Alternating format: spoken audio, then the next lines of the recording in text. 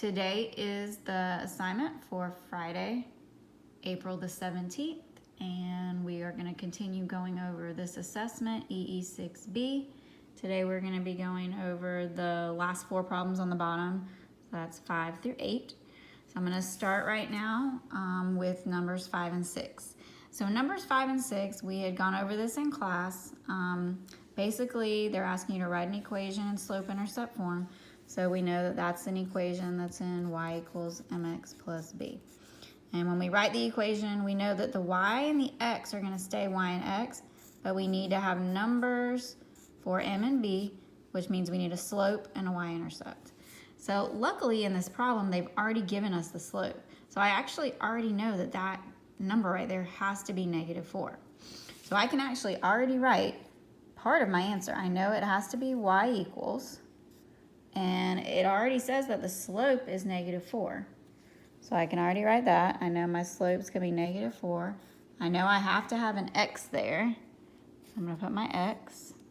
And so the only thing I'm missing is b. So we've gone over this in class a few times, but in the problem, they've basically given you x and y and m.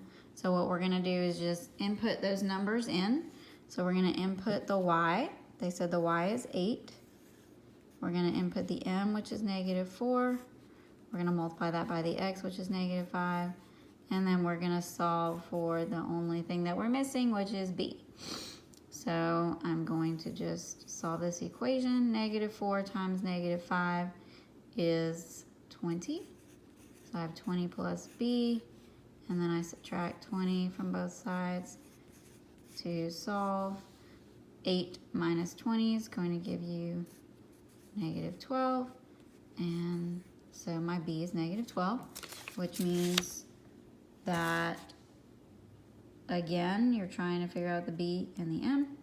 We already had the m was -4. We solved for b, and we got -12, so that means in the equation, I'm going to put -12. So y equals -4x minus 12. That would have been your answer. Okay. All right, now let's look at number 6. Same exact concept. We want to write an equation in slope-intercept form. They've already given me the slope, and I know I have to have a y, and I have to have an x. So it's just going to be y equals 1/2 x. And again, the only thing I'm missing is the b. So I have to solve for the b. So I'm going to come over here. I'm going to solve for b. So I put my y in there. The y they gave me was -1. The m was 1/2. You multiply that times the x, which in this case is 12. And the only thing we're missing is b. I go ahead and work all of that out. 1/2 times 12 is going to be 6. So it's just -1 equals 6 plus b. Solving 6 minus 6 is 0. -1 minus 6 is -7, and there's my b. So I'm going to come back over here to my test, and I'm going to say, well, I had the m and the b, and so that means over here, 1/2 x, I'm going to put -7. Okay?